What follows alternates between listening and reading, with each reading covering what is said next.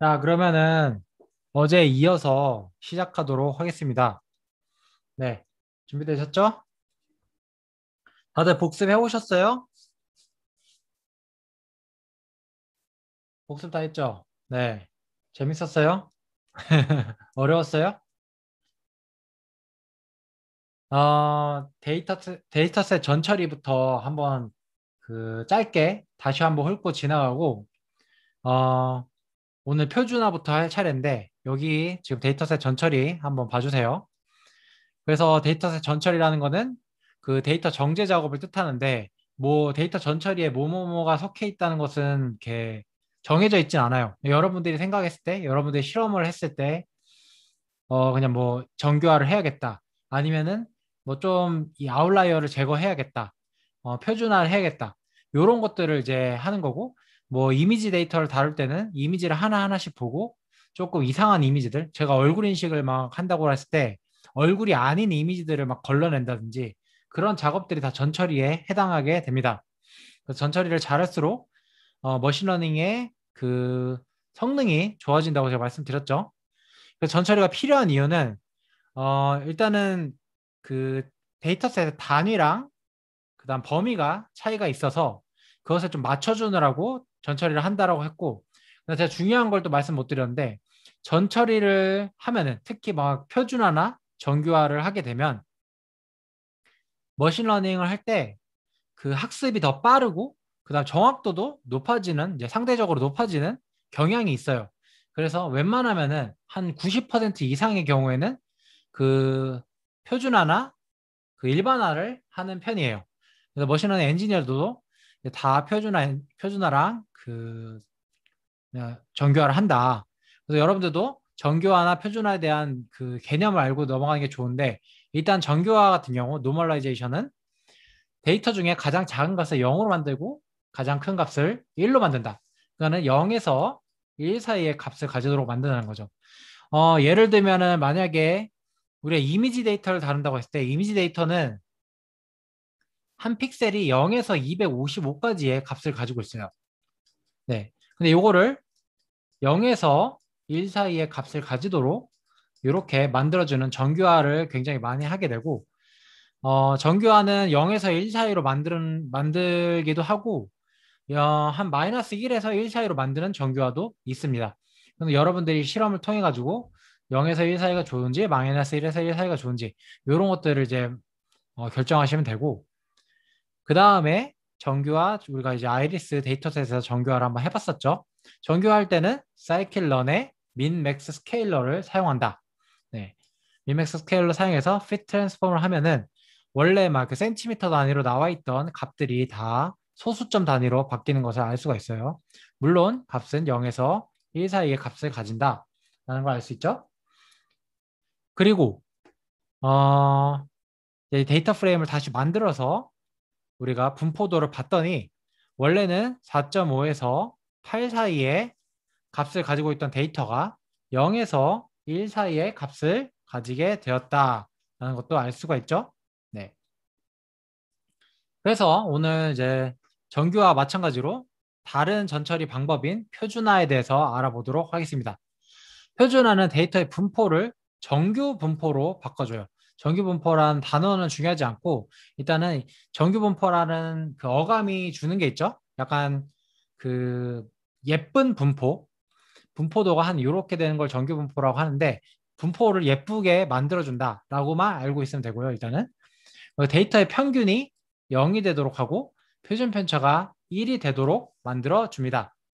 그래서 수식으로 표현하면은 이렇게 되는데, 우리의 데이터셋, 원래 데이터셋의 값이 x고, 그 다음에 데이터셋의 평균이 뮤고, 요게 그 표준 편차예요.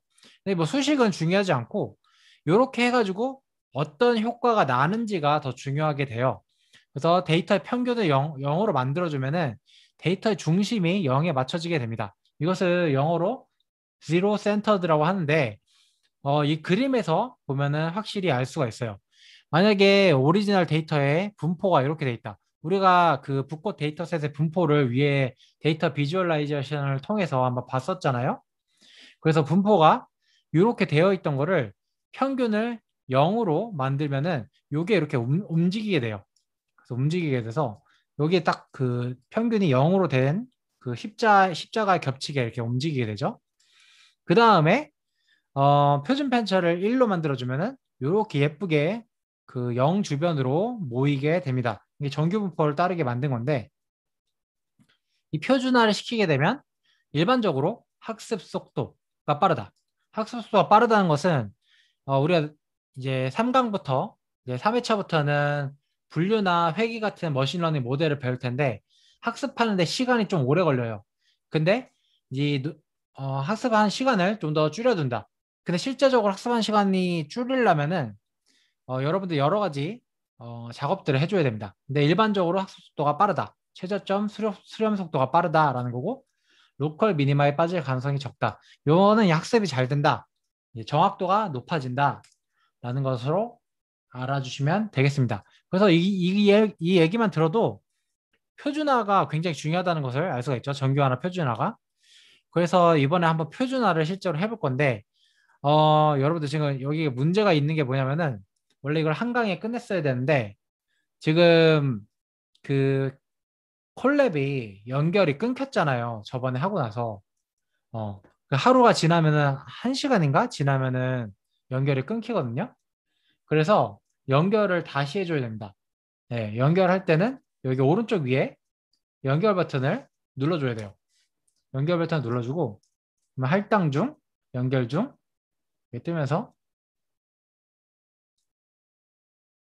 초기화 중, 연결됨 이렇게 뜨면 연결이 된 거예요. 그래서 램 디스크라고 떠야 돼요. 혹시 여기까지 해서 안 된 사람 있으면은 손 들어주세요. 그래서 요거를 연결한 다음에 이렇게 실행시키면은 에러가 날 거예요. 이게 떴죠? 근데 이렇게 실행시키면은 에러가 나요. 에러가 나는데 여기 보면은 extrain이 not defined, extrain is not defined, extrain이 정의되지 않았다라고 뜨죠? 이 이유는 콜랩을 껐다 키면은 여기 커널이 파이썬 커널이 리셋이 되거든요. 그래서 위에서부터 다시 실행시켜야 돼요. 맨 위에서부터. 맨 위에서부터. 여기서부터 로드 아이리스 데이터셋 로드하고 살펴보기 여기 맨 위로 올라가셔가지고 요거부터 처음부터 실행을 시켜서 데이터셋을 다시 로드해서 메모리에 올리고 그러는 게 필요합니다. 한 번에 실행시키는 거요. 한 번에 실행시키는 거는 런타임에 여기 위에 런타임 메뉴에 들어가면 모두 실행이 있어요. 네, 모두 실행. 그러면은 모두 실행이 이게 다 됩니다. 이렇게. 근데 이게 단점은 밑에 거 우리가 원하지 않는 것까지 다 실행이 된다는 거예요. 그게 단점이에요. 여기 저는 삼각형의 매트릭스 그리고 있고, 음, 그래서 전 처리까지 다 됐네요. 혹시 여기까지 안 된 사람? 네, 이전 셀 실행도 있는데, 이전 셀 실행은 아마 이건 안 써봤는데, 이거의 전 셀을 실행하는 게 아닐까? 한번 해봐야 되겠다. 이전 셀 실행. 어, 여기 전 셀을 뭐야? 어? 이전 전부 다 실행되나 본데? 아, 좋은 기능 을 알았어요. 네, 감사합니다. 그럼 이전 셀까지 다 실행이 되네요. 이 셀만 제외하고. 여러분, 다시 정정할게요. 런타임에 이전 셀을 실행하면은, 어, 이 셀의 바로 직전까지 실행이 됩니다. 네, 여기까지 다 됐죠? 그래서 표준화를 한번 해보도록 할게요. 혹시 안 된 사람? 안 된 사람?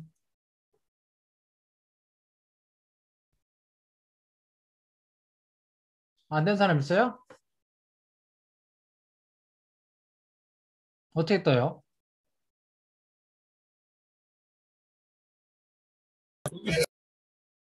선생님, 저 아직 이해를 못했습니다. 죄송합니다. 아, 이해를 못했어요? 여기 네, 아이리스 데이터셋에서 표준화 있잖아요. 네, 네, 여기를 셀을 이렇게 한번 클릭해요. 어, 셀 클릭했어요. 그럼 여기 커서가 생기잖아요. 커서 생겼나요? 네. 네. 그러면 런타임에 여기에 런타임 메뉴 있죠, 위에. 네. 런타임 메뉴 누르고 이전 셀 실행 요걸 누르면 돼요. 아, 네. 감사합니다. 네, 그러면은 요 셀의 이전 거가 다 실행돼요. 저도 이거 처음 알았어요, 오늘. 맨날 다 실행하고 있었는데 하나씩. 다 됐죠? 희원 학생 됐어요?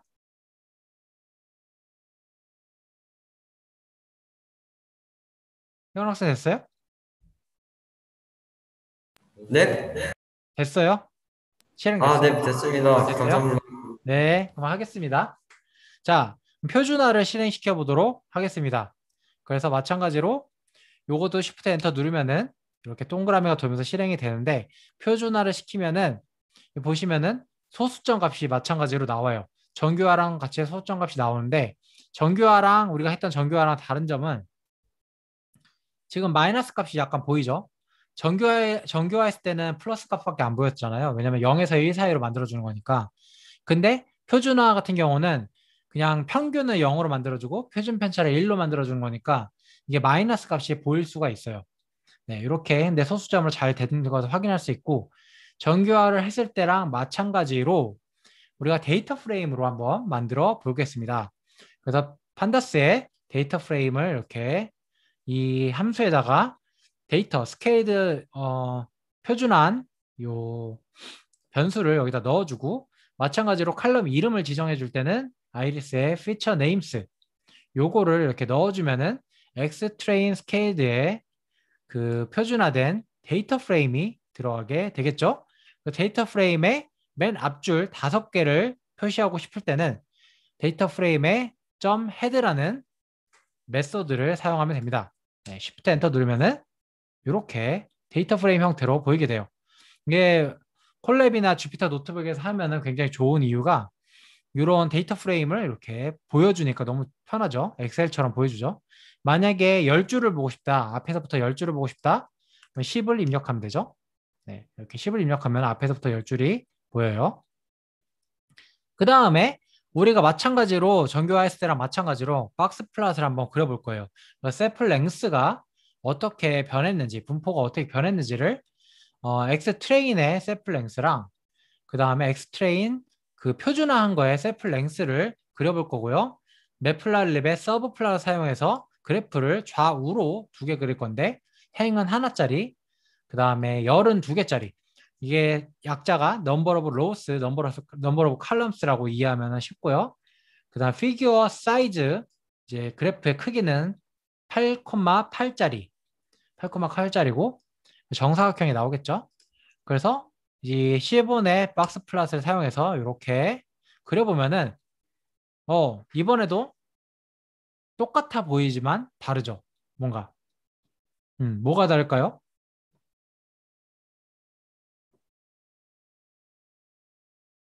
거의 세로축이 다르죠? 범위가. 그렇죠? 범위가 다르죠?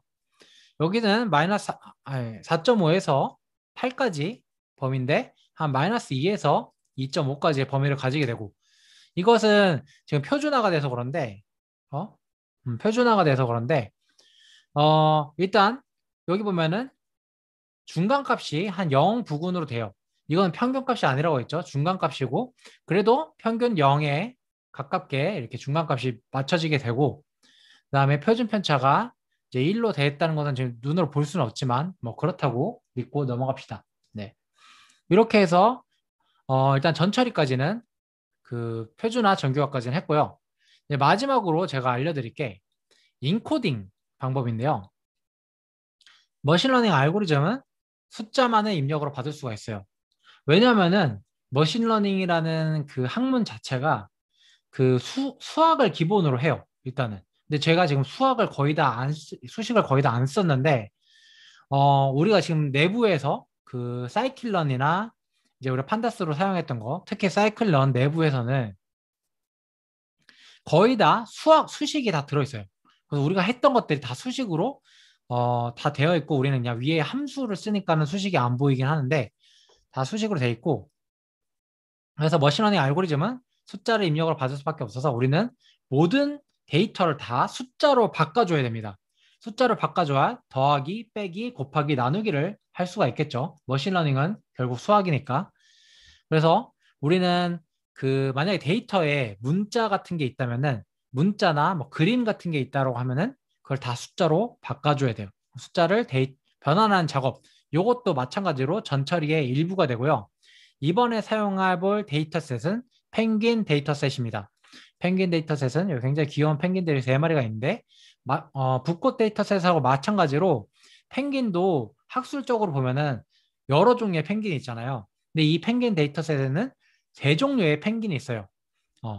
요 친스트랩이라는 펭귄이 있고 젠투라는 펭귄이 있고 아델리나는 펭귄이 있습니다. 요게 아까 그때 말씀드렸듯이 뭐 황인종, 백인 사람한테 사전으로 따지면 황인종, 백인종, 뭐 라틴 계열 뭐 이렇게 있다는 거랑 마찬가지로 생각하시면 돼요. 그래서 이 펭귄 데이터셋은 무엇으로 이루어져 있냐면은 부리의 길이와 이 부리의 깊이?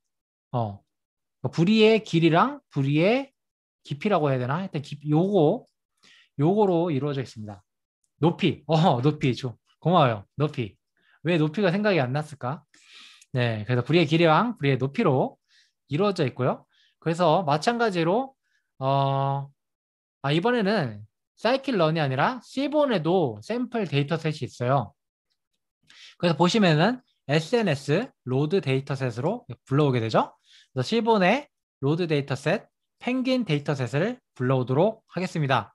그래서 데이터셋 불러와서 펭귄스에 이렇게 저장해 준 다음에 헤드라고 찍어보면은 요건 약간 특이한 게 애초에 데이터셋을 불러올 때부터 데이터 프레임이 돼 있어서 데이터 프레임으로 만들어져 있어가지고 우리가 데이터 프레임을 다 변환할 필요가 없어요. 굉장히 편하죠.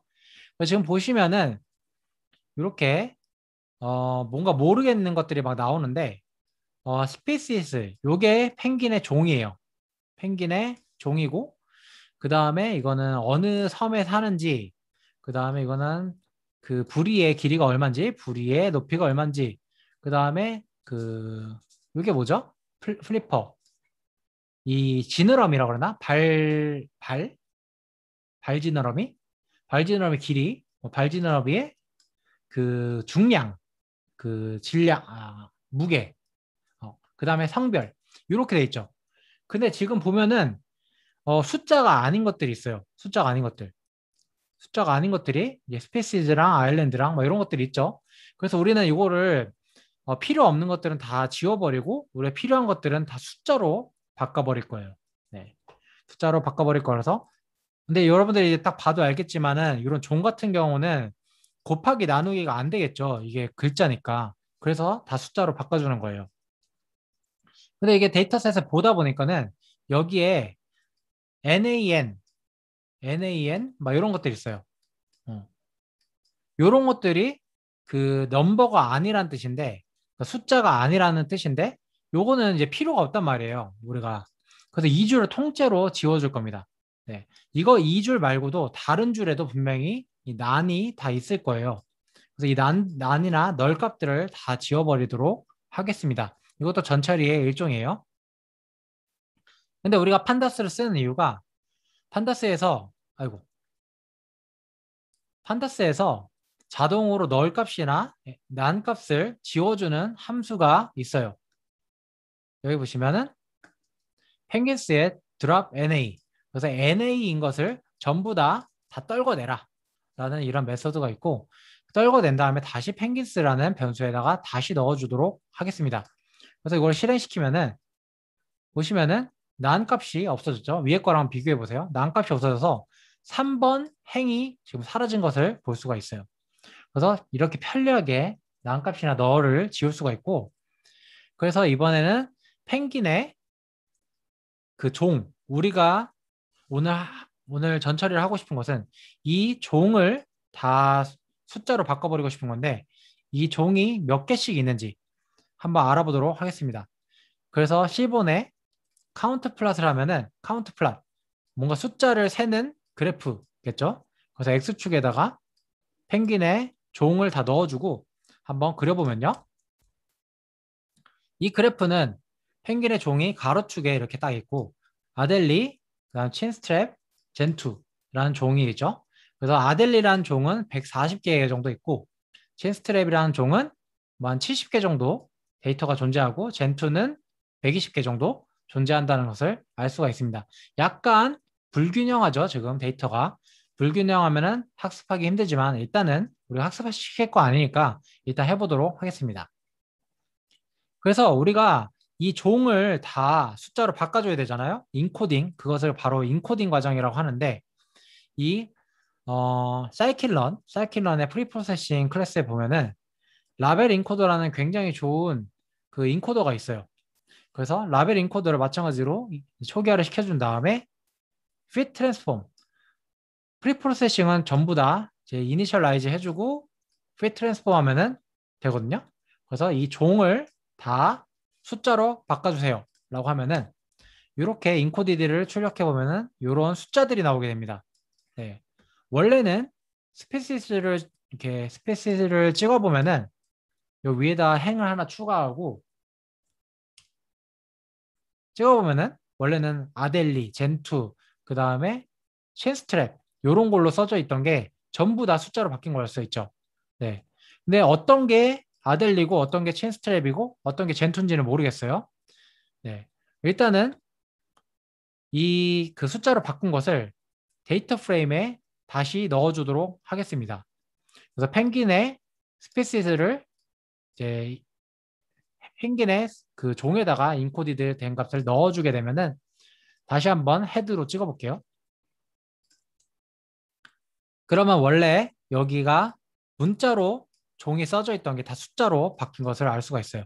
이렇게 되면 일단 인코딩이 끝나서 숫자로 바뀌었다 알 수 있죠.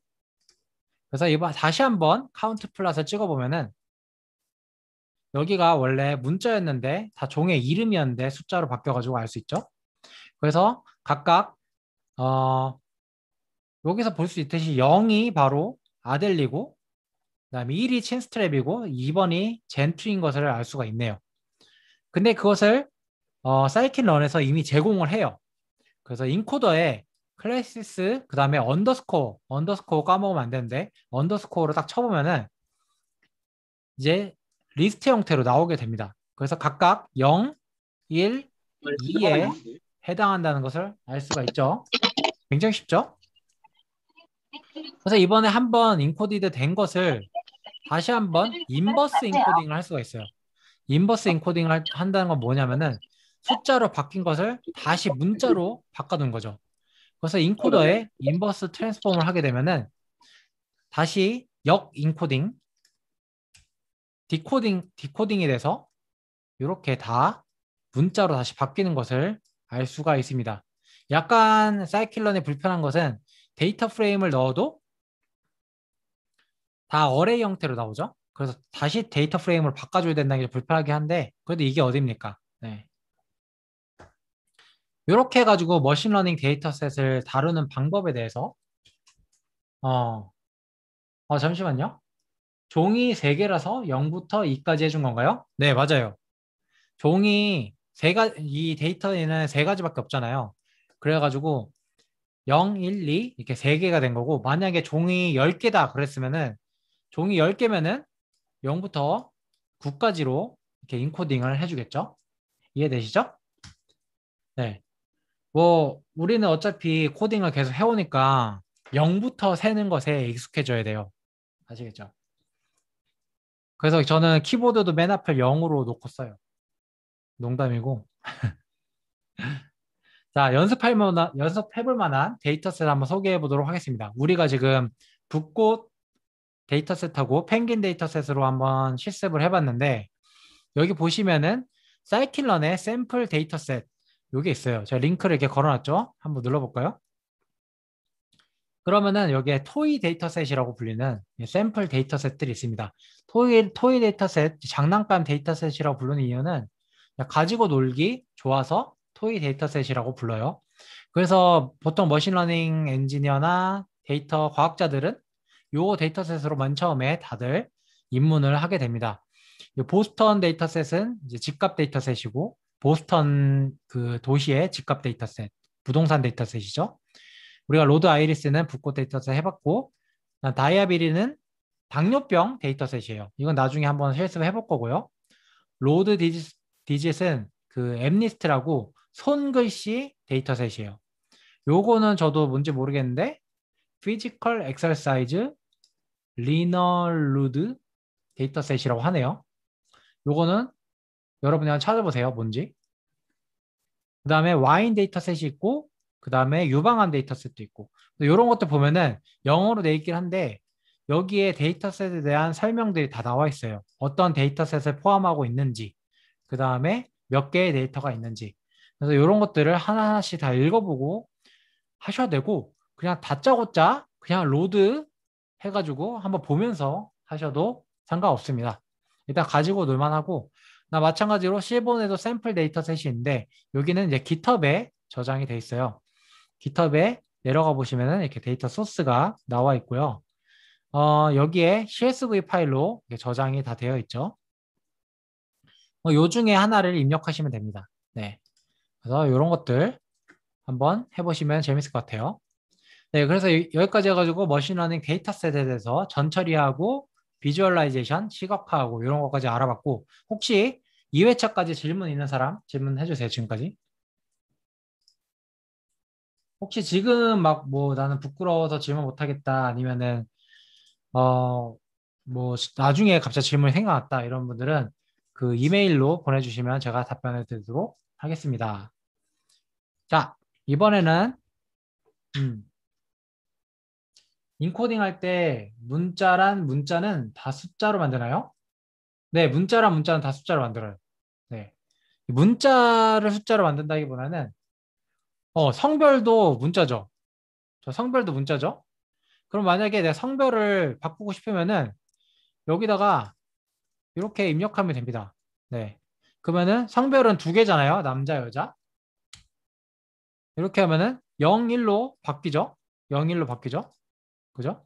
그래서 인코더에 클래스 S를 찍어보면은 마찬가지로 0번은 female, 1번은 male로 바뀐 것을 알 수가 있어요. 네, 맞아요. 이렇게 여러분들이 바꿔가면서 실습을 할 수 있는 거예요. 아, 좋은 질문이에요, 굉장히. 제가 이거를 이제 설명한다고 까먹었는데, 여기 막 아일랜드도 그 문자로 돼 있고, 그 다음에 성별도 문자로 돼 있었잖아요. 네, 요거 다 바꿀 수 있습니다. 이렇게 바꿔가지고, 나중에 여러분들이 이렇게 시각화를 다 해보시면 돼요. 제가 이렇게 한 거 말고도, 여기 밑에다가 행을 이렇게 추가해서, 여기 보시면은 콜랩 사용법 배우셨죠? 여기에 중간에 이렇게 마우스 커서를 두시면은 코드나 텍스트를 입력해서 추가할 수 있단 말이에요. 코드 추가해가지고 여기다 코드를 이렇게 입력하시면 돼요. 네. 그래서 여러분들이 그래프도 한번 그려보시고, 이 그래프를 그리는 게 굉장히 재밌는 게, 요거 그래프 그리는 그 덕후들이 있어요. 그래서 데이터 덕후들이라 부르는데, 데이터 만지는 걸 너무 좋아하는 덕후들, 그분들은 그래프를 하루에 막 몇백 개씩 그려요. 몇백 개는 조금 오바고, 한 몇십 개씩 그려요. 네. 그 정도로 데이터를 사랑하시는 분들이 굉장히 많습니다. 네. 그 정도로 재밌고요. 자, 또 질문 없으시면은 이메일로, 다음 질문 이메일로 해주시고, 자, 제가 아까 보내드린 거, 머신러닝 전공업 3번 분류 콜랩으로 가도록 할게요. 마찬가지로 여러분들 이제 콜랩 노트북을 받으시면은 드라이브로 복사 버튼 누르셔서 여러분들 드라이브에 복사를 해주세요. 자, 준비됐죠? 준비 안 된 사람?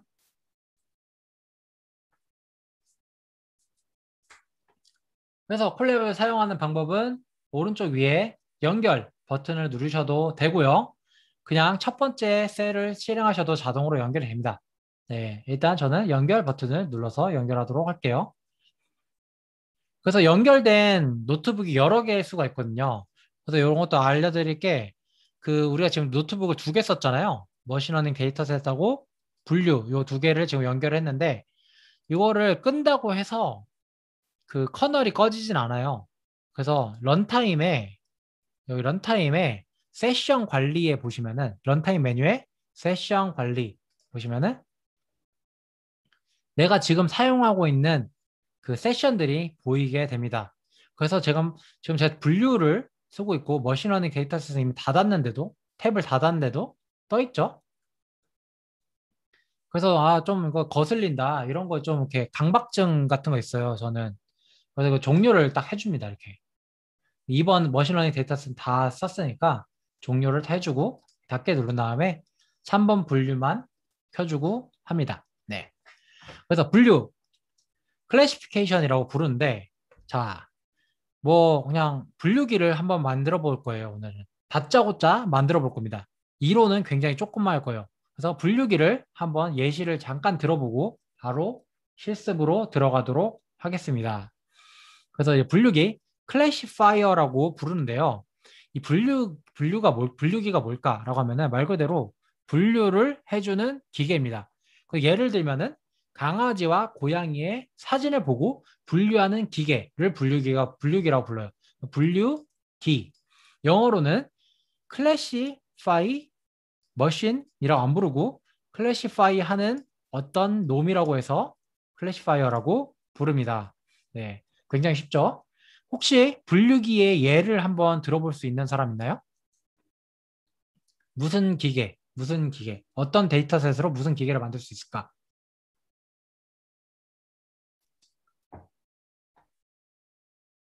어떤 분류기가 있을 수 있을까요? 그냥 아무거나. 쌀겨와 쌀. 쌀겨와 쌀을 분류하는 분류기가 있을 수 있죠. 그건 굉장히 물리적으로 분리를 하는 거네요. 뭔가 데이터적으로 분리하는 것도 있을 수 있지 않을까요?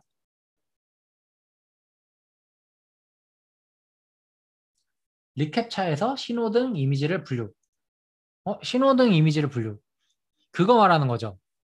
그, 뭐지? 당신은 사람입니까? 해가지고, 그죠?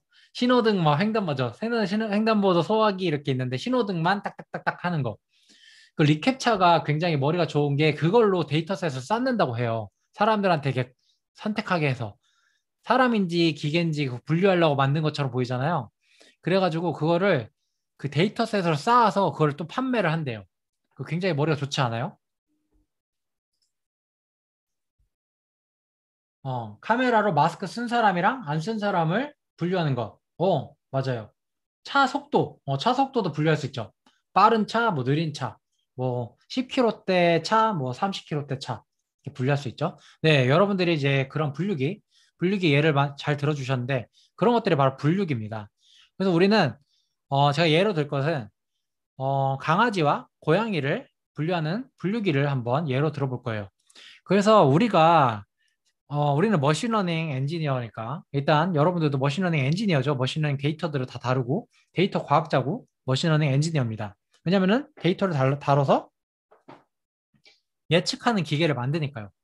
그래서 우리는 전부 다 그 어떤 그래프로 상상을 하게 돼요. 그래서 우리는 그 고양이와 강아지의 귀의 길이를 다 재가지고 귀의 길이를 센티미터 단위로 다 쟀어요. 그래서 표에다 다 기록해 놓고 나 충성심을 숫자로 어떤 이 개는 충성심이 10이야. 이 개는 충성심이 8이야. 이 고양이는 충성심이 3이야. 이 고양이는 충성심이 1이야. 이렇게 해서 충성심도 다 정량화 해가지고 다 표에다 적어 놓은 거예요. 그래가지고 그래프로 그려봤습니다. 가로축이 충성심이고 세로축이 귀의 길이에요. 그래서 어떤 강아지들이 여기 그래프에 어디에 위치할까? 그래서 이 강아지는 충성심이 6이고 그 다음에 귀의 길이가 3이야. 그래서 여기 위치해 있는 거죠. 이렇게 배치를 다 해놨다고 합시다. 그러면 우리가 단순하게 고양이와 강아지를 분류하는 뭔가 선을 그릴 수 있겠다. 굉장히 단순하게 이렇게 선을 그릴 수가 있겠죠. 그러면은 이쪽에 있는 거는 강아지고 이쪽에 있는 거는 고양이다. 그래서 굉장히 쉽게 분류기를 만들 수 있을 것 같습니다. 요게 바로 분류기고요. 요게 굉장히 쉽죠? 요게 바로 분류기입니다. 근데 이제 그 수학자들이랑 과학자들이 연구를 한 거예요. 어떻게 선을 그려야 더 잘 구분할 수 있을까? 선을 그리는 방법은 여러 가지가 있는데, 자, 위에 그림에 다시 보면은, 요렇게 그릴 수도 있고, 아이고, 내가 뭐 너무 못 그렸다. 어. 선을 그리는 툴이 있거든요. 요렇게 그릴 수도 있고, 요렇게 그릴 수도 있고, 막 요렇게 그릴 수도 있고, 뭐 요렇게 그릴 수도 있죠? 요렇게. 그리는 방법이 굉장히 많단 말이에요. 그래가지고 어떻게 해야 가장 잘 그릴 수 있을까 연구를 했습니다. 한 게, 아, 가장 가까운 고양이랑 강아지. 맨 처음에는 고양이랑 고양이의 모든 이제 그 선과의 거리를 다 잰 다음에 가장 가까운 고양이랑 강아지를 강아지와 가장 먼, 가장 거리가 최대가 되는 요 빨간 선을 그으면은 가장 구분이 잘 되겠구나. 가장 구분이 잘 된다는 말은 만약에 새로운 고양이가 나타나서 얘는 근데 충성심이 약간 센 고양이에요. 그래서 여기에 위치해 있는 거예요. 새로운 고양이가. 그래도 이 빨간 선으로 구분해낼 수가 있죠. 그래서 만약에 근데 선을 잘못 그어서 이 노란색 쪽에 긋게 되면은 얘는 강아지라고 구분하게 되니까는 별로 좋은 선은 아니잖아요. 그래서 우리한테 좋은 선은 이 가운데 있는 빨간색 선이다라는 거예요. 그래서 강아지와 고양이 사이의 거리를 구해서 거리가 최대가 되는 선을 긋는다. 그래서 이렇게 해서 굉장히 훌륭한 분류기를 만들 수 있었다는 겁니다. 그런 전설이 있고요. 그래서 이것을 바로 서포트 벡터 머신이라고 이름을 붙이고 약자로 SVM이라고 부르게 되었어요. 그래서 여러분들이 지금 서포트 벡터 머신의 주요 개념들을 다 배운 건데 아까 맨 처음에 우리가 충성심이랑 뒤의 길이를 전부 다 쟀었죠. 정량화하고 그것을 바로 피처라고 하면 특징이라고 해요. 그래서 이 데이터셋의 피처들을 다 구해가지고 우리가 여기다가 그래프로 나타냈고 그래프나 아니면 표로 나타냈겠죠. 그 다음에 그 고양이와 강아지와 그 다음에 이 선 사이의 요 거리를 마진이라고 합니다. 마진은 여백이란 뜻인데 이 마진이 클수록 좋은 분류기를 만든 거예요. 좋은 클래시파이어를 만든 거예요, 우리는. 그 다음에 이 수직이 되는 이 벡터, 이 선을 서포트 벡터라고 해요. 그래서 이 서포트 벡터가 지지하고 있다고 해서 서포트 벡터 머신이라고 부르게 된 겁니다. 그래서 우리가 서포트 벡터 머신에 대해서 간단히 배워봤고 이번에는 이 SVM에 대해서 실습을 하도록 하겠습니다. 한번 저번에 했던 아이리스 데이터셋을 이용한 실습을 해보도록 할게요. 일단 다짜고짜 코드가 보이면은 실행부터 시켜요. 데이터 프레임이 나오네요. 저번에 한 거랑 똑같은데 사이클런의 샘플 데이터셋, 토기 데이터셋을 가져와서 로드 아이리스 이걸 가져와 가지고 사용할 거고 판다스 사용할 겁니다. 이거는 데이터 프레임 만들 때 사용하는 거죠. 그래서 로드 아이리스를 해가지고 데이터셋을 아이리스에 저장하면은 요게 바로 어레이 형태로 된 데이터가 들어있을 텐데 그냥 바로 우리는 데이터 프레임으로 바꿔주도록 하겠습니다. 여기 뭐 쉽죠? 데이터 넣어주고 그다음 칼럼 이름 넣어주고 그 다음에 그 타겟 그 라벨 넣어주고 라벨 넣어주고 타겟이라는 칼럼에다가 y를 넣어줬습니다. 그 다음 맨 처음 5째 줄을 출력해 보면은 이렇게 예쁘게 데이터 프레임이 나오죠. 그 다음에는 전 처리를 한번 할 거예요. 우리가 배웠던 데이터셋 분할은 사이클런의 모델 셀렉션에 트레인 테스트 스플릿을 사용하고요. 트레인 테스트 스플릿 사용할 때는 X, Y 순서로 놓고 X에는 타겟을 빼고 넣어야 되고요. Y에는 타겟만 넣어야 되고요. 그 다음에 그 밸리데이션의 크기는 20%, 그 다음에 트레이닝 셋의 크기는 80%라는 거죠. 그 다음에 랜덤으로 섞는 시드는 2021년이니까 뭐 이거는 아무거나 적어도 돼요. 그래서 몇 개씩 나뉘었는지 다시 쉐입 모양을 찍어보도록 프린트해 보도록 하겠습니다. 그러면은 우리가 사용할 데이터셋은 트레이닝 데이터셋 120개, 그 다음에 밸리데이션 데이터셋 30개. 그래서 X트레인, Y트레인, X벨, Y벨에 각각 저장이 되어 있죠. 여기까지는 했던 거니까 굉장히 쉽죠? 그 다음에는 모델을 정해줄 겁니다. 그 사이클런에 SVM이라는 그 클래스가 있어요. 여기서 SVM, SVC 헷갈릴 수 있는데 SVC는 서포트 벡터 클래시파이어의 약자예요. 뭐 가끔씩 뭐 클래시파이어, 서포트 벡터 클래시파이어라고 부르기도 하고 서포트 벡터 머신이라고 부르기도 합니다. 그래서 우리는 분류기를 만들어야 되니까 서포트 벡터 클래시파이어 SVC를 사용할 거고 그냥 간단하게 모델의 SVC 이렇게 입력하면 모델이 정의가 돼요. Shift 엔터를 눌러서 실행시켜주고 그다음에 학습을 시킬 거예요. 학습 모델의 fit을 하고 X 데이터랑 Y 데이터를 넣어줍니다. 네, X 데이터랑 Y 데이터를 동시에 넣어주는 이유는 뭘까요?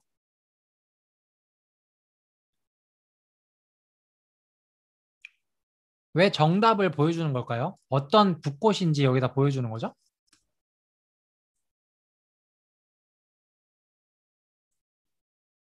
네, 지도학습이라서 정답입니다. 제가 지도학습이란 말을 일부러 안 가르쳐 드렸는데, 어, 이 그 서포트 벡터 클래시파이어, 서포트 벡터 머신은 그 X 데이터, 요 우리가 그 뭐냐 꽃잎의 너비 길이, 그러니까 꽃받침의 너비 길이가 들어있고 Y 트레인에는 어떤 종류의 붓꽃인지가 들어있죠. 그래서 어떤 종류의 붓꽃인지를 그 학습을 하고 나서 비교해가지고 그 차이를 적게 하도록 학습을 해요. 그러니까는 예를 들면은 여러분들이 그 문제집을 풀고 나서 그 뒤에 그 정답을 그 체크하죠. 이거 뭐라 그러냐? 채점하죠. 채점. 채점해가지고 틀렸다, 맞았다, 틀렸다, 맞았다. 이걸 하잖아요. 그래가지고 요거는 이제 정답을 한 번씩 보고서 틀렸다, 맞았다를 체크하고 틀린 거를 다시 맞도록 여러 번 학습을 하게 됩니다. 그게 바로 PH를 하는 과정이고 그냥 학습을 하는 과정이라고 생각하면 돼요. 학습을 할 때는 그 X 데이터랑 Y 데이터를 동시에 넣어줘야 된다라고 이해하시면 되겠습니다. 왜냐하면 정답을 보고 틀린 거를 맞도록 학습해야 되니까. 그래서 좀 더 어려운 용어로 상인 학생이 말한 것처럼 지도 학습, 이렇게 지도를 하는 거, 선생님이 지도하듯이 지도한다고 해서 지도 학습이라고 부르게 돼요. 그래서 이렇게 학습을 끝냈으면은 검증을 해볼 거예요. 얼마나 잘 됐나. 우리가 지금 여기서 학습시킬 때는 트레이닝 데이터만 넣어줬죠. 그래서 검증할 때는 밸리데이션 데이터를 사용해서 학습이 안 된 데이터를 사용해서 검증을 하도록 할 겁니다. 검증할 때도 굉장히 사이클런에서 굉장히 좋은 것을 제공해 주는데 사이클런의 매트릭, 그 다음에 애큐러시 스코어 이런 게 있어요. SVC가 이해가 잘 안 된 것 같아요 라고 하셨는데 어떤 부분이 이해가 안 됐어요? 그래서 어떤 부분이 이해가 안 되는지 적어주시면은 요거 검증까지 끝내고 다시 한번 설명드릴게요. 그래서 애큐러시 스코어 요거는 정확도 점수, 애큐러시 정확도 점수, 정확도 점수를 0에서 100까지의 숫자로 나타내 줍니다. 그래서 모델 프리딕트는 예상하는 거죠. 예측하는 거. 밸리데이션 데이터를 예측해봐라 라고 합니다. 그 다음에 예측한 결과를 Y를 프리딕션 한 결과라고 이해하시면 돼요. 그래서 우리가 예측한 결과예요. 어떤 0번 붓꽃이다, 1번 붓꽃이다, 2번 붓꽃이다 모델한테 예측을 하게 해보는 거죠. 예측하면 맞을 수 있고 틀릴 수도 있겠죠. 그래서 우리는 이 예측한 데이터를 정답값하고 비교해가지고 정확도 값을 내볼 거예요. 그래서 정답값은 Y 밸리데이션에 저장이 돼 있죠. 그 다음에 모델이 예측한 라벨 이렇게 돼 있고 애큐러시 스코어에 이렇게 두 개를 넣어주고요. 그러면 0에서 1 사이로 정확도가 나오게 돼요. 근데 우리는 0에서 100 사이로 보는 게 100점 만점을 100점 만점을 보는 게 약간 보기 편하니까 제가 100을 곱해줬어요. 자, 딱. 어유, 잠깐만요. 이거 실행을 안 시켰네. 제가 학습을 안 시켜가지고 이렇게 학습을 시켜줘야 됩니다. 학습을 안 시키면 에러가 나요. 학습을 시켜주고 검증하면은 딱 100% 정확도가 100%인 모델이 나왔습니다. 이렇게 해서 SVM, CSV에 끝난 거예요. 저 혹시 정확도가 100이 안 나오는 학생이 있을 수가 있어요. 100이 안 나왔다 나는. 없나요? 100이 안 나왔다 하면은 로또 사야 돼요.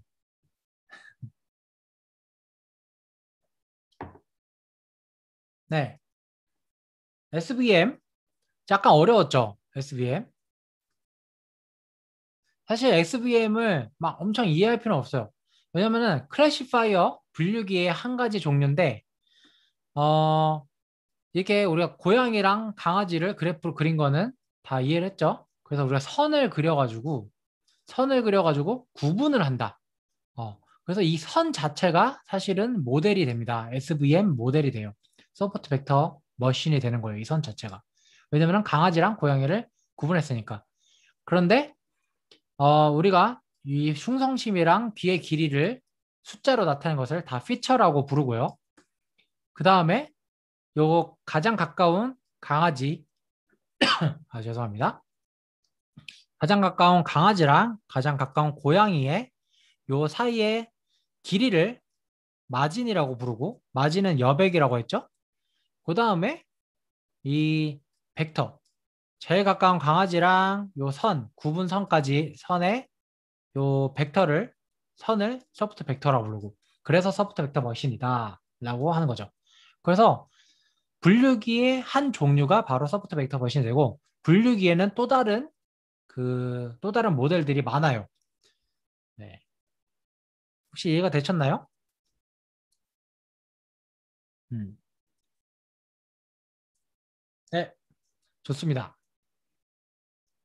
이번에는 엠리스트 데이터셋을 사용해서 실습해 볼 거예요. 굉장히 재밌습니다.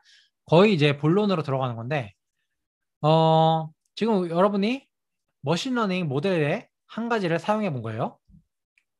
이번 마찬가지로 소프트 벡터 머신을 쓸 건데, 이번에는 이미지 데이터셋을 한번 학습시켜 보도록 할 겁니다. 손글씨 숫자 이미지예요. 엠리스트 데이터셋이라고 하는 것은. 그래서 우리가 처음에 해볼 것은 데이터 비주얼라이제이션이죠. 데이터를 한번 시각화해 보도록 하겠습니다.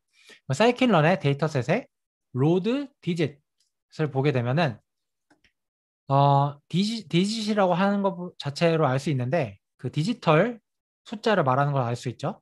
로드 디짓을 해서 디짓의 변수에 저장을 해주고 어떤 키가 있나 한번 살펴보도록 하겠습니다. 딕셔너리니까. 보니까는 데이터, 타겟 네임, 이미지, 뭐 이건 모르겠고 이렇게 있는 거 알 수 있어요. 말 그대로 뭐 데이터가 있을 거고 그다음 타겟이 있는 것 같고 정답값이죠. 그다음 타겟의 이름이 있는 것 같고 이미지라는 게 있네요. 그래서 이 데이터를 가지고 시각화를 해보도록 할 거예요. 그래서 데이터란 변수에다 데이터를 약간 빼놓도록 하겠습니다. 빼서 저장하도록 하고 데이터가 어떤 형태로 이루어져 있는지 쉐입을 찍어보도록 할게요. 그러면은 데이터는 1797개가 있는데 64개의 어떤 차원으로 이루어진 게 1797개가 있다라는 것을 알 수 있죠. 근데 64개가 뭘까라고 하면은 바로 이미지입니다. 이미지는 좀 이따 시각화를 해볼 거고 일단 타겟, 정답값을 또 한번 타겟에 넣어서 찍어보면요. Shift 엔터 눌러서 1797개가 있다는 걸 알 수 있죠. 그래서 X값, 데이터도 1797, 그다음에 라벨도 1797개가 있다. 그래서 딱 맞죠? 그래서 이번에는 그 데이터를 한번 찍어볼 거예요. 데이터를 찍어볼 때는 이미지 데이터니까 매플랍립을 사용할 거고 그래프를 그려주는 것뿐만 아니라 그림도 표시를 할 수가 있어요. 그래서 그림을 표시할 때는 우리는 10개만 한번 그려볼 건데 마찬가지로 매플랍립의 서브플랫 사용해서 여러 개의 그래프를 그릴 거고 행은 2개, 열은 5개, 그래프의 크기는 가로 16, 세로 8짜리를 그릴 거예요. 그래서 피규어, 그 다음에 축 이렇게 돼 있고요. 10개를 그려야 되니까 10개를 그릴 때는 이 축을 전부 다 플래튼 펴가지고 1차원으로 만들어준 다음에 이렇게 넣어줄 겁니다. 근데 이건 사실 중요하잖아요. 그냥 복붙해서 쓰면 돼요. 만약 여러분들이 여러 개를 그리고 싶다고 할 때는. 그래서 이 X의 IMShow, 이미지 쇼의 약자예요. 그래서 이미지를 보고 싶을 때는 IMShow를 쓰고 이 데이터를 하나씩 뽑아와서 데이터의 i번째 인덱스에 접근하는 거죠. i번째 인덱스. 포문을 돌면서 하나하나씩 순차적으로 다 데이터를 뽑아오는데 이 뽑아온 데이터를 그냥 출력하는 게 아니라 리쉐입을 해줍니다. 형태를 약간 바꿔줘요. 원래 데이터의 크기가 64였죠. 한 숫자당 64개의 값을 가지고 있었는데 요거를 리쉐입해서 8 곱하기 8은 64. 그죠?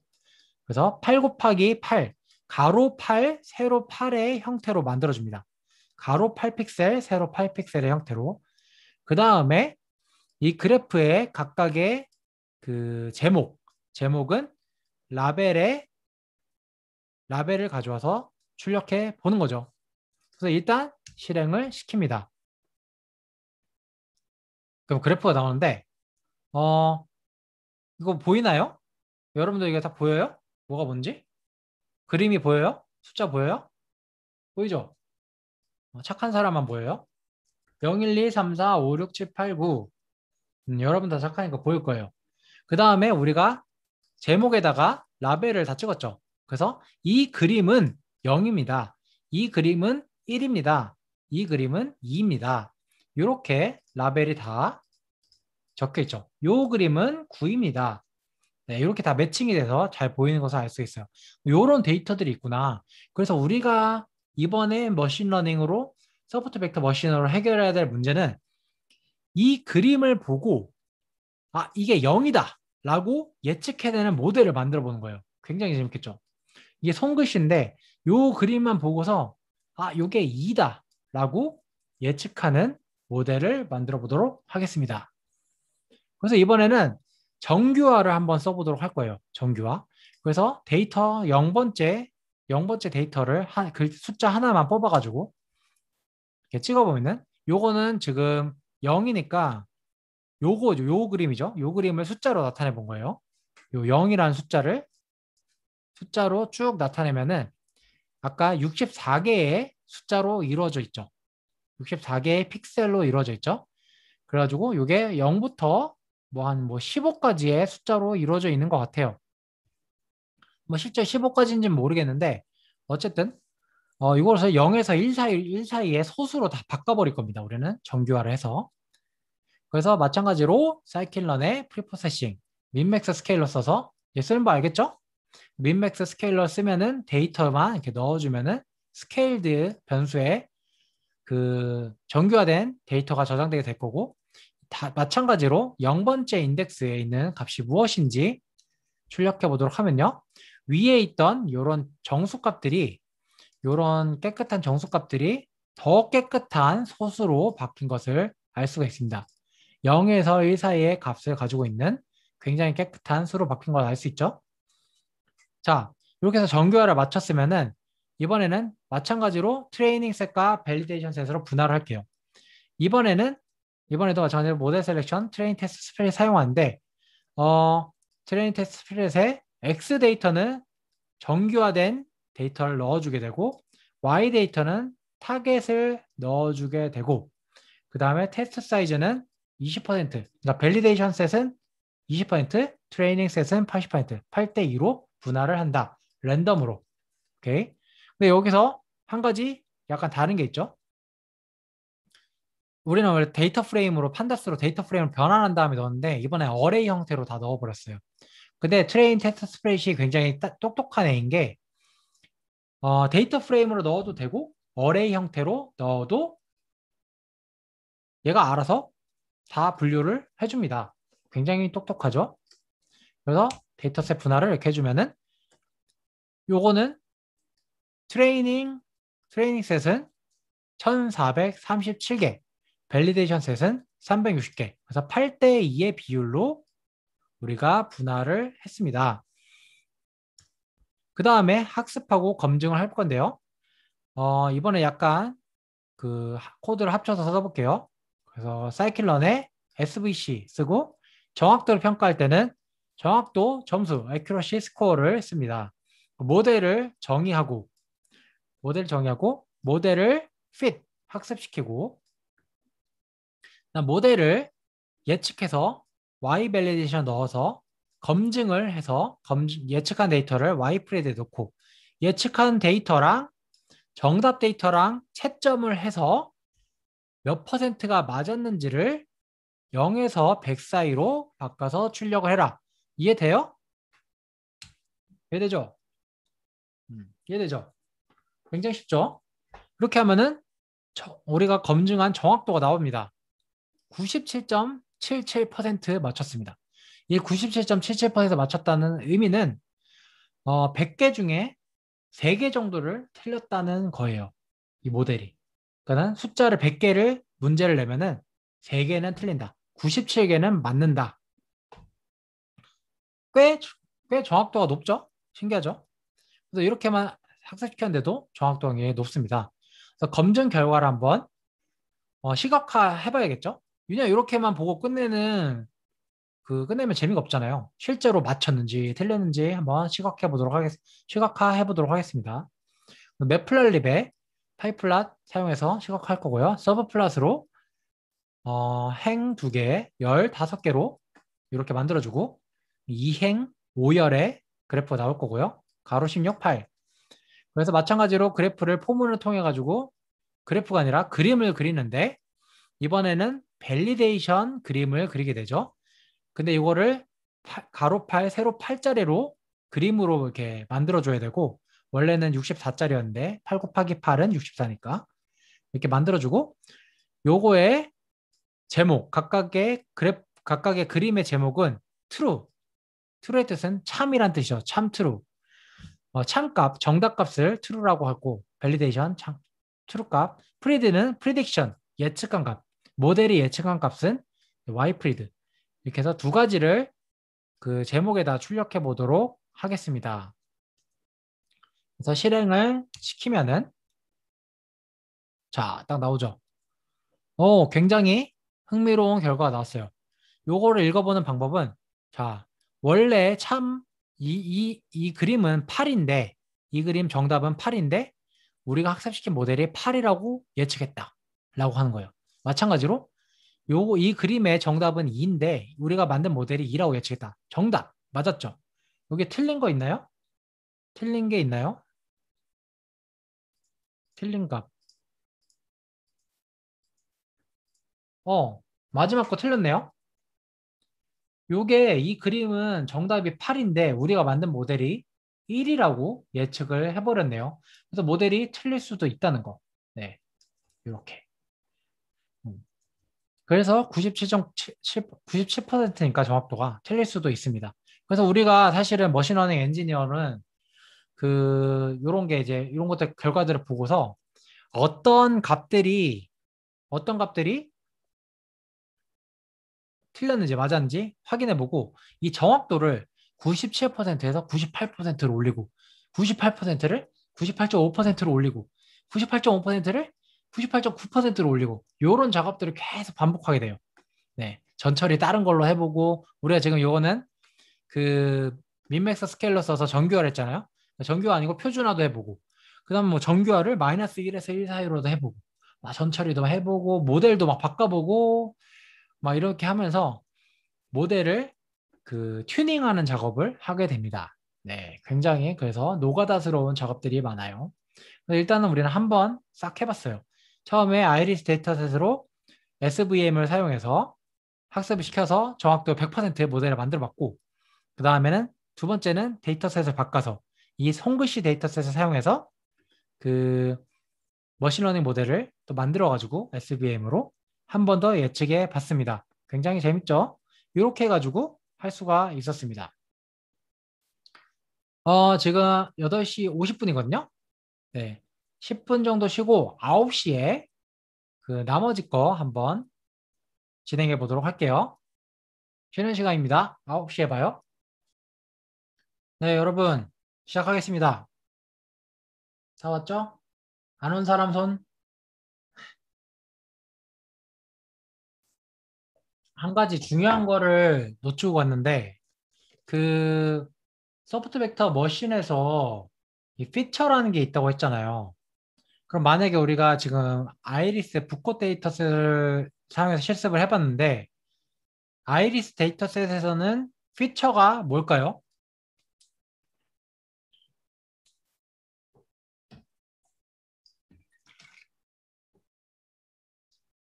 아이리스 데이터셋에는 피처가 뭘까?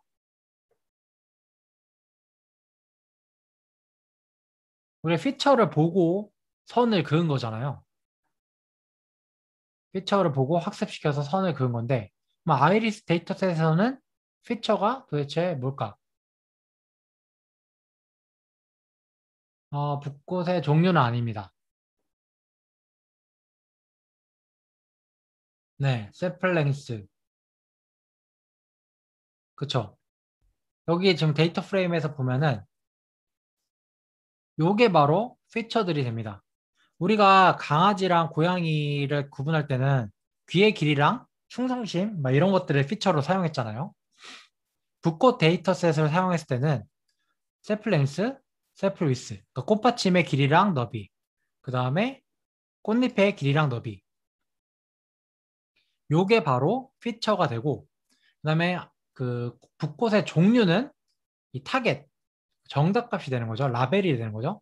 그래서 타겟이라고 부르기도 하고, 라벨이라고 부르기도 하고, 정답값이라고 부르기도 하고, 그래서 약간 헷갈릴 수가 있는데, 다 똑같은 말이에요. 타겟, 라벨, 정답, 뭐 이런 거. Y, 여기. 요거는 X. 그래. 그죠? 그래서 제가 이거 여러 번 얘기할 거라 했죠? Y는 FX다. FX다. 이렇게 썼잖아요.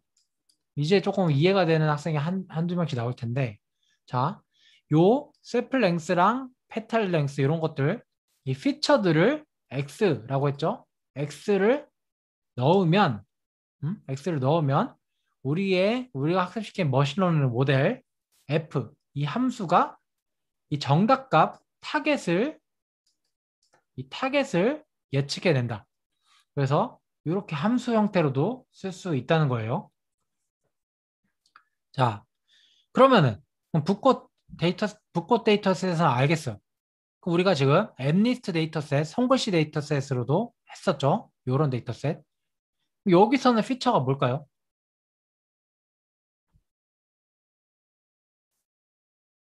여기서는 피처가 도대체 뭘까?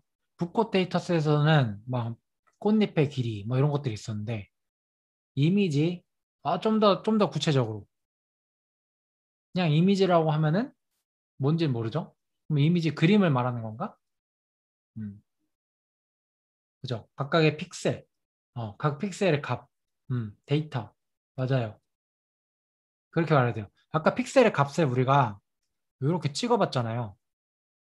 이렇게 데이터 0 해가지고 출력해봤잖아요. 그래서 요것들이 바로 이 64개의 값이 바로 피처가 됩니다. 특징이 됩니다.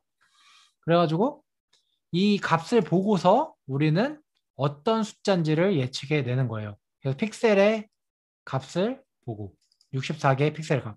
그래서 붓꽃 데이터셋에는 붓꽃 데이터셋 위로 올라가면은 여기서는 피처의 개수가 바로 4개가 돼요. 그래서 4개의 피처를 보고 1개의 정답을 예측해내는 거. 엠리스트 데이터셋에서는 64개의 피처, 64개의 픽셀을 보고 1개의 라벨을 예측해야 되는 것. 요게 바로 우리가 만든 머신러닝 SVM의 모델입니다. 근데 대부분의 머신러닝 모델들은 99%의 머신러닝 모델들은 이 피처를 가지고 학습을 시키는 걸로 완성이 돼요. 그래서 사실은 여러분들이 지금 그 토이 데이터셋을 가지고 학습시키니까 밑에 보면은 97%, 97.777%의 정확도를 가지는 굉장히 좋은 모델을 만들 수가 있었지만 실제로 여러분들이 회사에 가거나 대학교에 가서 이제 막 실습을 하거나 막 할 때는 실제 데이터를 할 때는 정확도가 막 20% 나오는 경우가 있어요. 그러면은 굉장히 절망스럽죠. 왜 나는 막 분명히 교수님이나 아니면 팀장님이 막 98% 되는 모델 만들어라고 했는데 해보니까는 20%밖에 안 되는 거예요. 어. 그러면 어떻게 해야 될까요? 우리가 막 데이터셋 가지고 준 거 가지고 학습시켰더니 20%밖에 안 나와. 근데 98% 만들어 오래. 어떻게 해야 될까요? 어떻게 말해야 될까요? 어떤 작업을 해야 되고?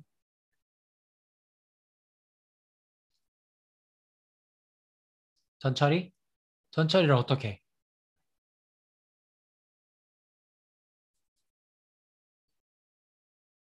전처리를 뭐 다르게 한다? 그런 방법도 있을 수 있죠.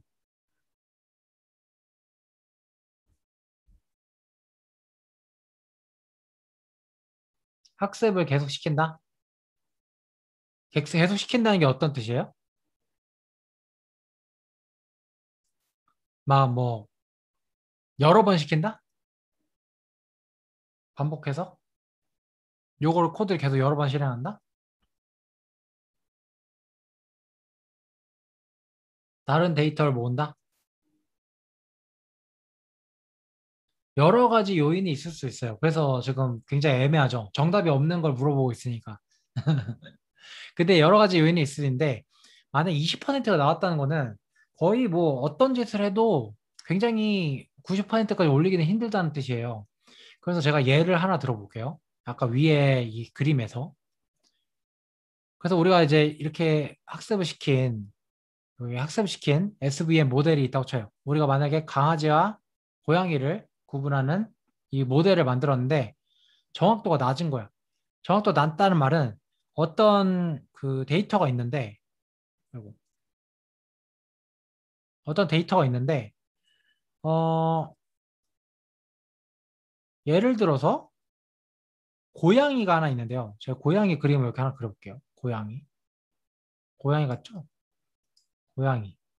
고양이인데 여기에 고양이가 있는 거예요. 음. 그래가지고 학습을 시켰는데 얘가 선을 막 이렇게 그었어. 어떻게? 이렇게 그었어. 근데 그러면은 이게 정확도가 낮아지죠. 근데 고양이들이 여기 엄청 많은 거죠. 고양이들이 여기 엄청 많은 거야, 지금. 고양이, 여기도 고양이, 여기도 고양이, 막 고양이. 막. 그래서, 어, 이렇게 학습시켜도 아무렇게, 어떻게 학습시켜도 전처리를 아무리 열심히 잘하고 뭐 해도 정확도가 잘 안 올라가. 이런 경우는 어떻게 해결할 수 있냐면은 제일 보편적인 방법은 데이터를 더 모은다? 좀 더 자세하게 말하면은 이 피처를 더 모으는 거예요. 예를 들어서 그러니까 지금 귀의 길이랑 충성심 가지고는 개와 고양이를 구별하기가 굉장히 힘든 상태죠. 그러니까는 피처를 하나 더 만드는 거예요. 지금 2차원이잖아요. 3차원 그래프로 만들어요. 그래서 여기서 막 예를 들어서 목소리의 굵기, 목소리의 굵기. 그래서 제가 굵기라고 말하는 것은 정의하자면은 고양이는 목소리가 야옹 하니까 얇다. 멍멍이는 막 멍멍 하니까는 뭔가 주파수 내역이 낮다. 그래서 이 목소리의 굵기를 가지고 3차원으로 구분을 할 수 있다는 거죠.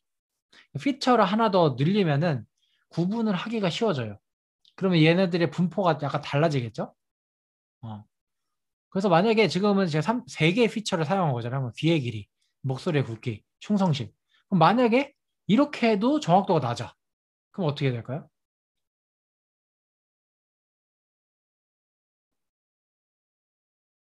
또 다른 하나 더, 그지? 또 다른 피처를 또 다른 피처를 또. 그래서 피처를 추가할수록 굉장히 정확도가 일반적으로 높아지게 됩니다. 그래서 만약 여러분들이 막 학습을 시켰는데 뭔가 잘 안 돼, 정확도가 안 나와. 그래서 이것저것 다 해봤는데 이거는 답이 없어. 이러면은 이렇게 얘기하는 겁니다. 우리는 아직 피처가 부족하다. 이 데이터에는 피처가 부족해서 제대로 학습시킬 수가 없다. 그래서 우리는 피처를 더 모아야 된다라고 제안을 할 수가 있는 거예요. 그래서 그런 것도 여러분들의 미래의 임무가 될 겁니다. 네. 그래서 피처를 더 모으거나 아니면 여러분들이 여기서 중요한 피처만 더 뽑아가지고 더 추려가지고 사용할 수 있어요. 보통 피처가 많은 경우도 있거든요. 1000개가 넘는 피처가 있을 수도 있어요. 그러면은 이제 그걸 또 추려서 사용하거나 그런 여러 가지 방법들을 또 사용하게 됩니다. 실제로 실무에서 사용하는 것들이고 그다음에 SVM 같은 거 이제 SVM이 지금 첫 번째로 배운 머신러닝 모델이잖아요, 여러분들이. 그래서 굉장히 이거 뭐 실무에서는 안 쓰는 거 아니야? 막 아무도 쓰지 않지 않을까라고 하는데 굉장히 많이 써요. 네. 실제로도 이렇게 간편하잖아요. 쓰기도 간편하고 그다음 모델 자체도 가벼워서 굉장히 많이 쓰는 편입니다. SVM. 네. 그렇습니다. 그다음 우리가 이번에는 분류기를 배우고 있었죠, 이번 시간에. 분류기의 또 다른 모델인 KNN에 대해서 한번 배워보도록 하겠습니다. 그래서 분류기에는 여러 가지 모델들이 있는데 그 중에 소프트 벡터 머신도 있는 거고 KNN도 있는 거고 뭐 다른 것들도 있는 거예요. 근데 우리는 분류기에서 지금 대표적인 SVM과 KNN을 배울 거고요. 두 번째 모델 KNN은 K Nearest Neighbors의 약자입니다. 요거는 이제 K 최근접 알고리즘이라고도 하는데 한국어로 쓰면은 더 헷갈려요. 그래서 K Nearest Neighbors, KNN이라고 이게 쓰는 게 더 좀 더 와닿는데 왜냐면은 K는 일단 빼고 가장 가까운 이웃들, 가장 가까운 이웃들, 개수가 K개라는 거예요. 네. 그래서 가장 가까운 이웃들 K개를 가지고 분류를 하는 그런 알고리즘이라는 거고 한국 분이 만드신 건가요? 라고 누가 질문을 해주셨는데 아닙니다. 근데 잘 모르겠어요. 누가 개발했는지. 근데 한국 분은 안 할 거예요. 한국 분이라 했으면 아마 이걸 안 쓰지 않았을까요? 영어로 안 쓰지 않았을까요? 그거는 한번 구글링 해가지고 알려주세요. K 알고리즘이라 썼거나. 그죠? 그래서 KNN은 굉장히 직관적으로 이해할 수가 있는데 우리가 비슷한 특성을 가진 개체끼리 군집화하는 알고리즘이에요. 그래서 예를 들어서 이 K 니어리스트 네이버를 제가 아까 고양이 강아지를 구별하는 그 도표에다가 그래프에다가 그린 건데 요 하얀색 강아지가 새로 나왔다. 그래서 우리는 이거를 이게 이 그림을 보고서 얘가 강아지 얘를 보고서 얘가 강아지인지 고양이인지 예측을 해야 돼요. 그래서 얘의 위치를 이렇게 딱 이렇게 놔 보니까 어 가장 가까운 두 개가 고양이인 거예요. 가장 가까운 두 개가 고양인 거예요. 그래서 얘도 고양이다 그러면 이렇게 예측을 해내는 알고리즘이죠. 굉장히 쉽죠. 그래서 K가 2일 때는 나한테 가장 가까운 게 몇 개, 몇 개냐. 그래서 지금 두 개가 고양이니까 이제 고양이라 했고, 만약에 K가 5다라고 하면은 다섯 개가 될 때까지 원을 그려야 돼요. 이렇게 다섯 개가 될 때까지. 이렇게 그리겠죠? 잠깐만. 너무 교과서적으로 그랬네. 이렇게 그리겠죠? 이렇게. 어, 얘를 중심으로 원을 그리겠죠?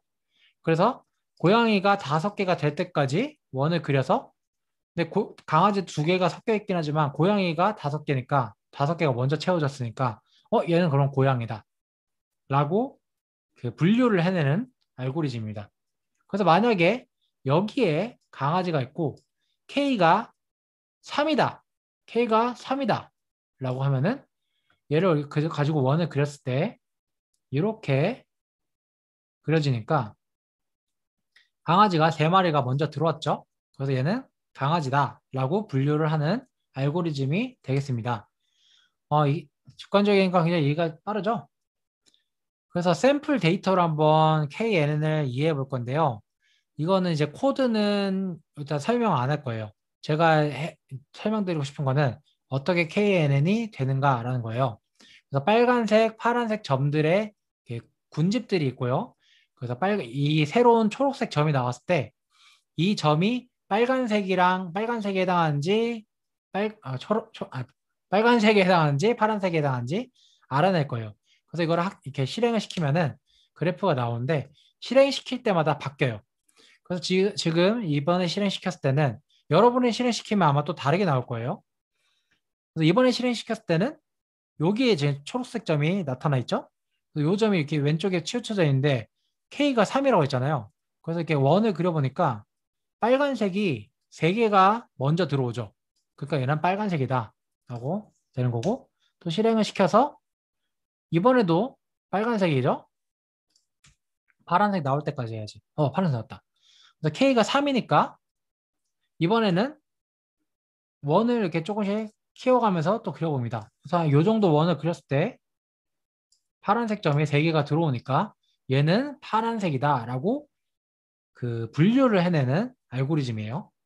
그래서 막 요런 데 점이 있을 때가 요런 데 아니고 한 요런 데 점이 있을 때가 약간 애매하겠죠. 이렇게 개수가 비슷해져 버리니까 요런 것들은 이제 요런 게 많을수록 좀 그 오차가 많을 거고 만약에 이거를 서포트 벡터 머신으로 그린다면은 뭐 이런 식의 그 뭐냐 이런 식의 직선을 그려서 구분할 수가 있겠죠.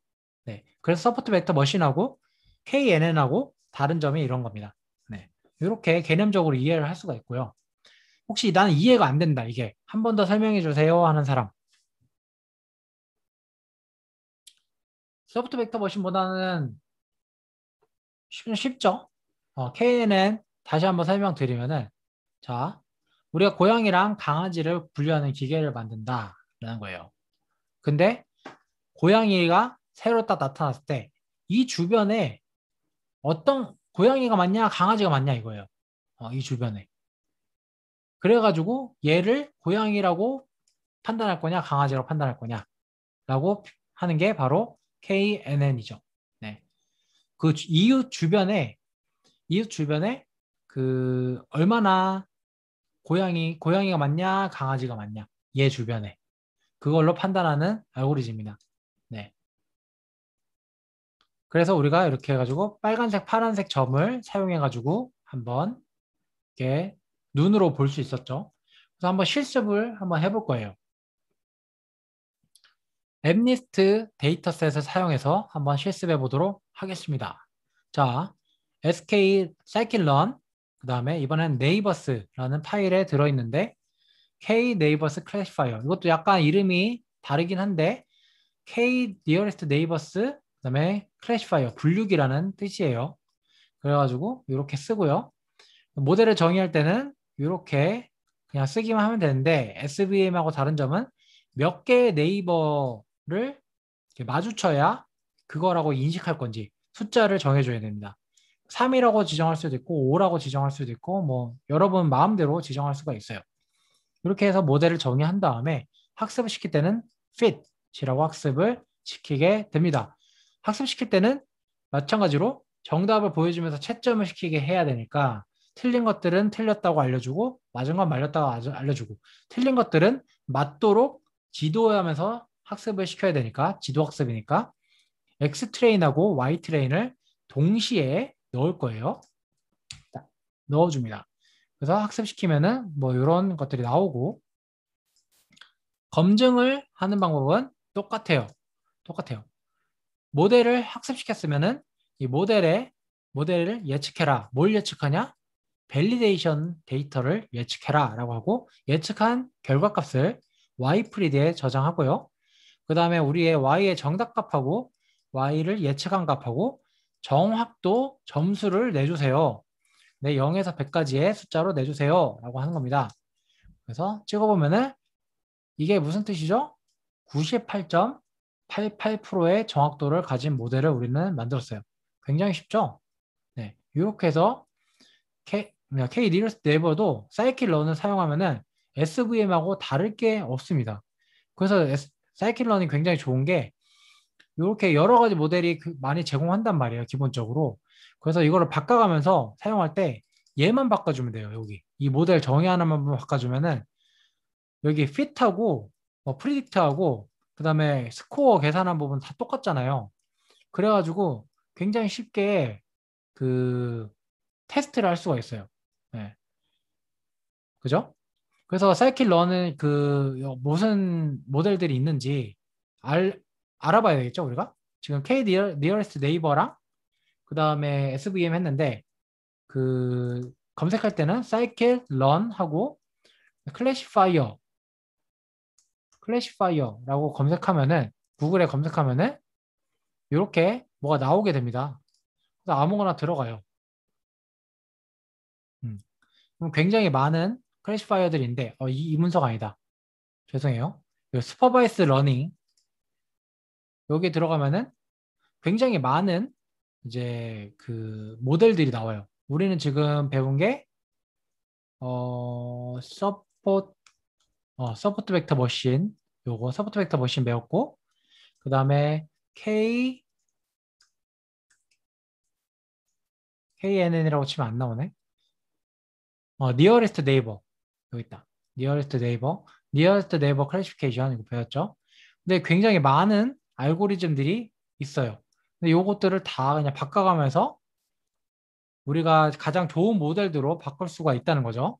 그래서 여러분들이 이제 여러 가지를 실험해 보실 때 이 문서를 보고 어떤 알고리즘을 사이클런에서 제공하고 있구나 본 다음에 여기서 코드로 돌아가 가지고 이 부분만 모델 정의하는 부분만 바꿔주면은 나머지는 굉장히 쉽게 바꿀 수가 있다는 거죠. 그렇죠? 자, 그래서 무슨 알고리즘을 사용하는지 사실 몰라도 사용할 수가 있다라는 것을 알려드렸습니다. 자, 근데 이번에는 우리가 K를 5라고 지정해 놓고 가장 5개를 가장 먼저 만났을 때 이제 그 판단한다고 정의를 했었죠. 근데 K를 몇으로 했을 때 가장 정확도가 높나 알고 싶은 거예요. 그럴 때는 최적의 K를 검색하는 이런 굉장히 간단한 코드를 우리가 작성할 수가 있는데, 자, 포문을 돌면서 10번 학습을 시킬 겁니다. 그래서 K 값을 여기다가 넣어줄 거고, 이 K 값의 범위는 1부터 10까지죠. 레인지로 쓰면은 11은 포함이 안 되죠. 그래서 K에는 1, 2, 3, 4, 5, 6, 7, 8, 9, 10이 순차적으로 들어가게 될 거예요. 그래서 K nearest classifier를 정의할 때 이 n neighbors를 이 변수 K로 넣어줍니다. 네, 넣어주면 모델이 정의가 되겠죠. 그다음에 모델 fit로 학습시키고 그다음에 모델을 예측한 다음에 예측값을 넣고 그다음 정확도를 비교해서 프린트를 해줍니다. K가 몇일 때 정확도가 몇인지 프린트를 해주는 거죠. 실행을 시키면 10번 학습을 돌 거예요. 그래서 이게 프린트가 된 값이 뭐냐면은 K가 1일 때는 정확도가 98.8이고 K가 2일 때는 정확도가 98.3이고 K가 7일 때는 정확도가 98.61이고 K가 9일 때는 98.5, K가 10일 때까지 쭉 나오죠. 가장 정확도가 높은 것은 뭘까요? 볼까요, 저도? 뭐가 정확도 높지?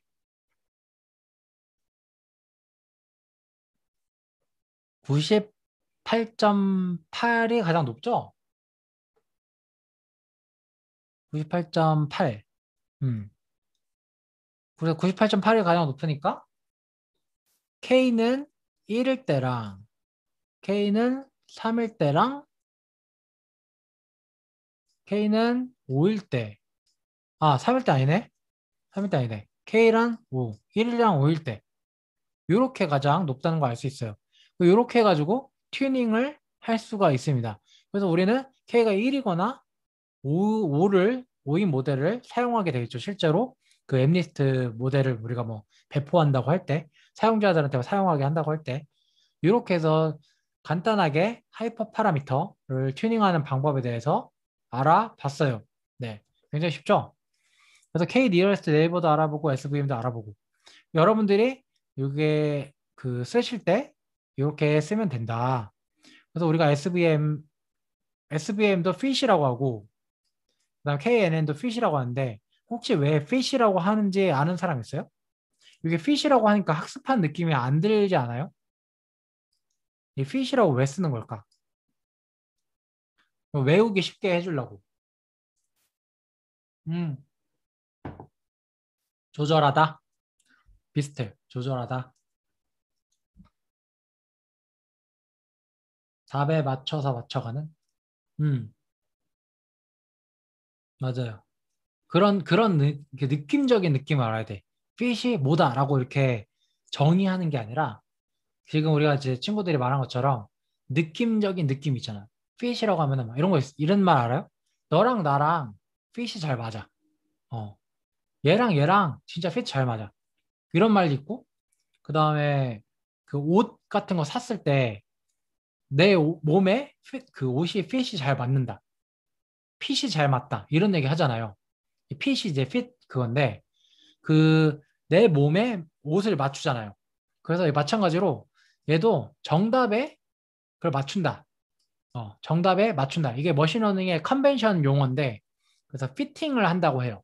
네.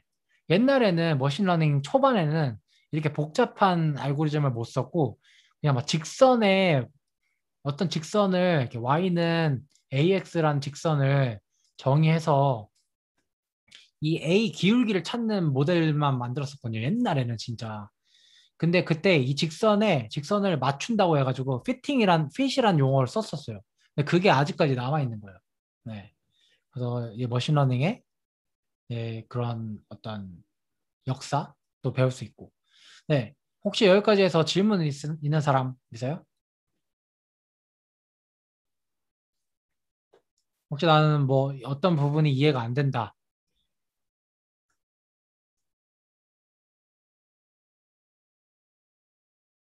없어요? 오늘 약간 수업이 일찍 끝났는데, 네. 다음 시간에는 회귀에 대해서 알아보도록 할 거예요.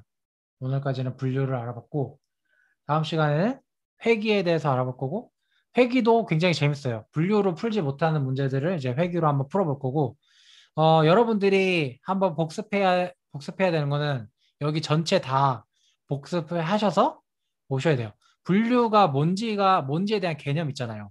제가 아까 그 고양이랑 강아지의 사진을 보고 분류하는 기계 얘기했었죠.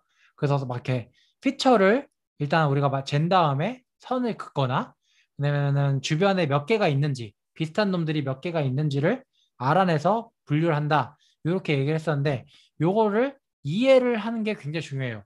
개념을 이해하는 게. 왜냐면 코드를 본다고 이해가 되지는 않거든요. 코드는 그냥 이렇게 쓴다는 것만 쓰는 방법이 있다. 그 다음에 전처리하는 방법이 있다. 이런 것만 알면 되고 이 개념에 대해서 확실히 이해를 하는 게 중요합니다. 서포트 벡터가 뭔지 몰라도 돼. 근데 피처를 이렇게 선으로 나누는구나. 이런 거의 개념에 대해서는 알아서 그 복습해서 오셔야 됩니다. 자, 그럼 여기서 질문 없으면은 오늘 수업은 조금 일찍 마치도록 할게요.